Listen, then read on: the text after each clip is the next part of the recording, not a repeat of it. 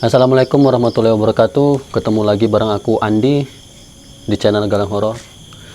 Malam Senin kali ini aku dan tim bakal ngebahas tentang kisah rumah pocong Sumi. Dimana kisah ini tuh sangat terkenal di daerah Kota Gede, Bantul, Yogyakarta. Mitos ini berkembang seiring pernyataan-pernyataan dari banyak orang bahwasanya mereka sering melihat sosok pocong yang selalu mondar-mandir di depan halaman rumah pocong Sumi ini. Namun dari beberapa versi yang aku cari tahu, itu versi pertama bahwasannya dulunya rumah pocong Sumi ini itu adalah rumah dari salah satu orang yang cukup terkenal di Indonesia, dari keluarga Bapak atau Raden Atmo Sudikdo. Beliau orang pertama yang memiliki rumah ini. Ya, walaupun rumah ini arsitekturnya itu masih arsitektur zaman Belanda, tapi menurut penuturan dari beberapa orang, memang rumah ini dulu tuh milik keluarga Atmo Sudikdo, di mana bapak dari Atmo Sudikdo ini memiliki 5 orang anak, dan salah satu anak dari beliau itu adalah salah satu menteri agama pertama di Indonesia yang dilantik oleh Presiden Soekarno pada masa itu. Dan nama dari menteri agama pertama itu Bapak Rasjidi. Beliaulah menteri agama pertama di Indonesia yang dilantik oleh Presiden Soekarno. Namun di masa itu, sewaktu Bapak Rasjidi, menteri agama pertama ini dilantik di tahun 1946, rumah ini mulai dikosongkan oleh keluarga Bapak Atmo Sudikdo. Dan sejak tahun 1946 sampai saat ini rumah itu kosong dan terbengkalai. Jadi rumah itu udah kosong puluhan tahun. Itu untuk opsi pertama. Dan di tahun 1860 rumah ini itu mulai dibangun. Jadi di tahun 1860 rumah ini mulai dibangun oleh orang-orang pada masa itu, ya, dengan tetap menggunakan arsitektur Belanda. Itu untuk opsi pertama yang mungkin dikenal juga atau diketahui oleh banyak orang. Namun mitos selanjutnya ini yang lebih viral atau lebih dikenal oleh banyak orang.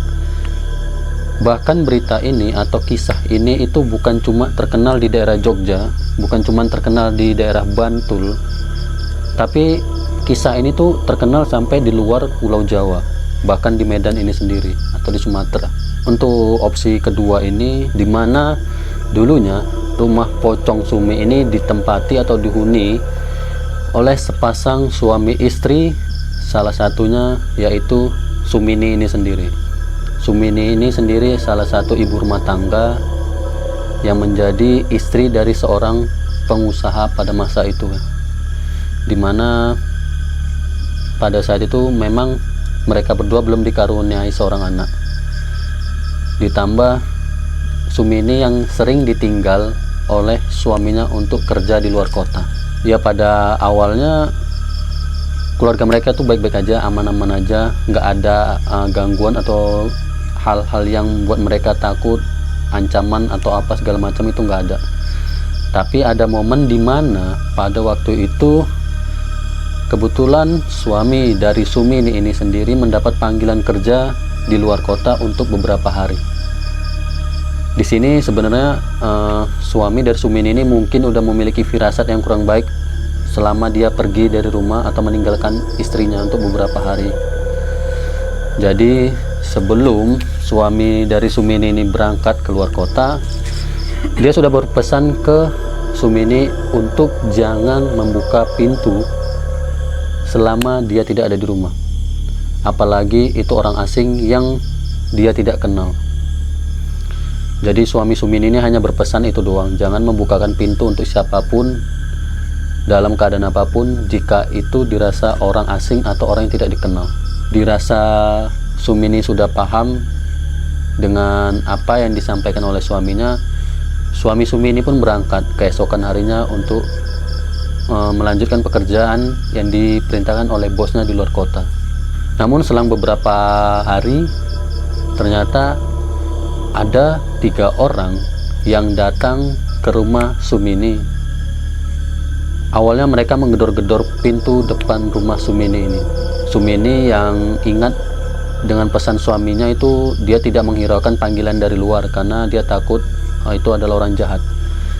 Tapi 3 orang ini nggak nyerah.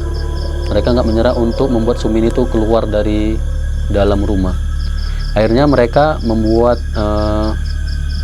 berita palsu di mana suami Sumini ini mengalami kecelakaan dan sampai meninggal dunia. Ini yang membuat Sumini mau nggak mau itu harus membuka pintu, walaupun awalnya Sumini ini bicara dengan 3 orang ini tuh dari dalam rumah. Jadi seolah-olah mereka ini tektokan dari dalam dan depan rumah Sumini. Kurang lebih seperti ini. Sumini, buka pintunya. Kami mengabarkan kalau suami kamu tuh mengalami kecelakaan dan meninggal dunia. Awalnya Sumini ini ragu, tapi karena dia juga was-was, dia khawatir dengan keadaan suaminya.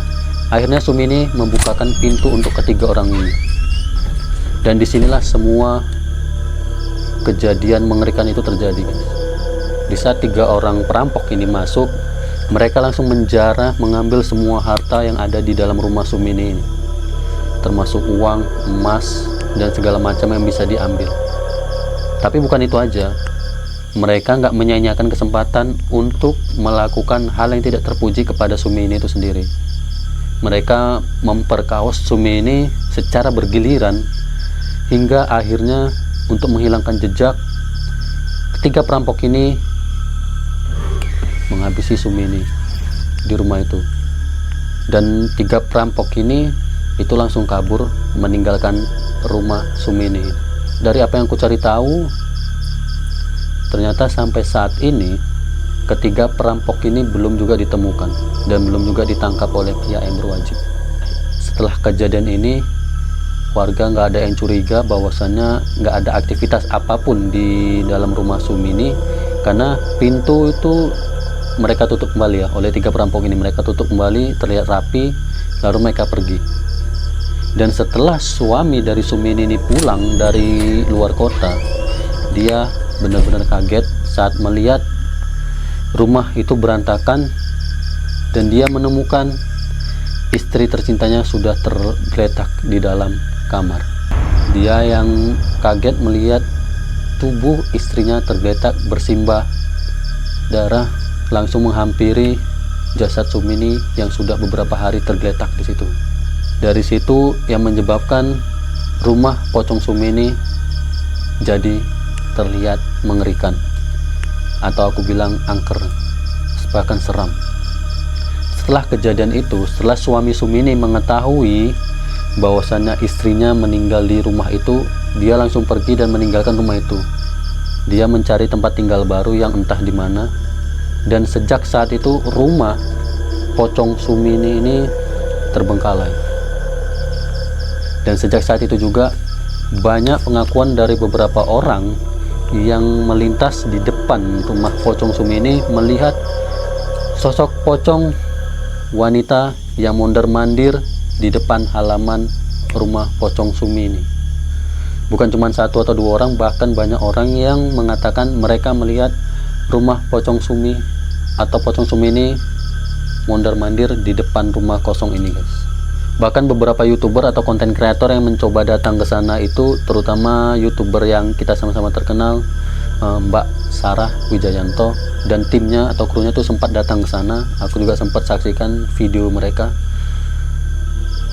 Tim dari Mbak Sarah Wijayanto sendiri itu mengalami energi-energi yang negatif, energi yang kurang baik, dimana salah satu dari timnya Mbak Sarah itu mengalami badan yang panas dingin, gemeteran, dan benar-benar nggak bagus banget hawanya saat di situ. Itu untuk opsi kedua tentang rumah pocong Sumi. Dan kalian tahu ada opsi ketiga yang mungkin nggak semua orang tahu tentang opsi yang ketiga ini, guys. Dimana dulunya memang benar rumah pocong Sumi ini adalah milik atau dihuni oleh keluarga dari keturunan Belanda. Karena sih kalau ditengok atau dilihat dari arsitekturnya, memang rumah ini memang bergaya Belanda banget, bukan yang bergaya Jawa kuno, Jawa tulen atau gimana, tapi memang itu bergaya arsitektur Belanda. Dan menurut penuturan di opsi ketiga ini, keluarga Belanda ini memiliki salah satu asisten rumah tangga atau pembantu itu dari kalangan pribumi. Nah, di saat itu waktu ada perang ya antara Belanda dan Jepang, dan di saat keos-keosnya, semua daerah bahkan Bantul, kota gede Jogja ini juga didatangi atau dijarah oleh seluruh pasukan dari Jepang, termasuk rumah Pocong Sumi ini. Dan ternyata bukan cuma keluarga Belanda ini yang dihabisi oleh pihak Jepang, namun pembantu keluarga Belanda ini juga dihabisi di rumah tersebut, guys. Mereka memanggilnya dulu tuh dengan panggilan Simbo. Jadi mungkin asisten rumah tangganya ini atau pembantu ini sudah berumur, sudah tua juga, makanya mereka manggilnya itu Simbo. Jadi keluarga Belanda ini manggilnya Simbo. Dan pada saat itu terjadi penjarahan dan rumah mereka ini didatangi oleh tentara-tentara Jepang. Mereka memaksa masuk ke dalam rumah mereka dan menghabisi semua yang ada di situ, termasuk Simbo ini sendiri. Dan kalian tahu, setelah dihabisi, ternyata jenazah dari Simbo ini itu dimakamkan tepat di depan halaman rumah kosong ini, guys. Dan benar atau tidak, di depan halaman rumah yang dianggap rumah Pocong Sumi ini ada sebuah makam yang nggak tahu itu makamnya siapa. Bisa jadi makam ini yang bermanifestasi atau berwujud sebagai pocong yang menghantui seluruh warga yang ada di daerah Bantul, Yogyakarta atau kota gede ini, guys. Tapi sih kalau mitos-mitos yang lebih berkembang itu di opsi kedua, dimana Sumi ini yang menjadi korban pemerkosaan dan pembunuhan, dan jenazahnya itu dimakamkan di halaman rumah kosong ini juga. Itu yang menyebabkan sosok Pocong Sumi ini selalu mondar-mandir di halaman rumah itu. Dia seolah-olah menjaga rumah itu untuk tidak dimasuki oleh orang-orang jahat. Itu kenapa beberapa konten kreator yang aku tahu yang mencoba datang ke rumah Pocong Sumi ini, itu ada yang mendapat gangguan, ada yang mendapat serangan. Mungkin ada dari beberapa dari mereka yang memiliki niat yang kurang bagus, yang memiliki niat hanya untuk mendapatkan pundi-pundi rupiah atau pundi-pundi apa. Mungkin itu yang menyebabkan beberapa kreator mendapat gangguan atau serangan dari rumah Pocong Sumi ini, guys. Karena ada juga yang datang situ, mereka mengirim doa, mereka permisi dengan cara yang baik-baik, itu mereka nggak dapat gangguan apapun. Bahkan aku cari tahu juga, rumah itu sempat dijadikan ajang uji nyali beberapa konten kreator. Ini yang membuat aura-aura mistis dari rumah Pocong Sumi ini menjadi lebih ekstrim. Banyak orang yang datang ke rumah Pocong Sumi ini untuk melakukan uji nyali. Ya walaupun aku pribadi mungkin kalau aku dekat di sana mungkin aku bakal ngelakuin itu, aku bakal ikut uji nyali untuk memastikan benar enggaknya mitos itu atau benar enggaknya cerita ini. Namun sayang kali jauh ya, aku di Medan dan daerah rumah Pocong Sumi ini ada di Yogyakarta. Tapi ntar ada tim aku yang di Jogja, kebetulan tinggal di Jogja, itu bakalan datang langsung ke lokasi, ke rumah Pocong Sumi ini untuk membuat video, penggalan video tentang rumah Pocong Sumi ini. Jadi mudah-mudahan dia dapat izin untuk bisa masuk. Bukan bermaksud untuk apa-apa atau yang gimana-gimana, aku hanya minta sama dia untuk benar-benar videokan lokasi itu secara langsung. Jadi kita nggak ambil dari manapun, tapi video langsung di tempat. Jadi itu ya guys, untuk kisah tentang rumah Pocong Sumi ini, dimana banyak banget kejadian-kejadian horor, kejadian-kejadian mistis yang dialami oleh warga atau orang yang kebetulan melintas di rumah Pocong Sumi ini. Kalian bayangin aja guys, kalian lewat di depan rumah kosong, tahu-tahu di situ ada sosok pocong yang selalu mondar-mandir dan nggak pergi kemanapun. Seolah-olah dia menjaga lokasi itu, dan seolah-olah dia memberitahu bahwasanya ini nih rumah dia, ini nih wilayah dia. Walaupun banyak juga yang melihat sosok noni Belanda dan ada juga sosok siluman seperti ular atau sejenisnya. Tapi sosok jin yang dominan di rumah itu adalah pocong berwujud perempuan atau pocong perempuan ya, yang identik dengan si Sumini ini sendiri. So itu aja penjelasan aku tentang rumah pocong Sumini.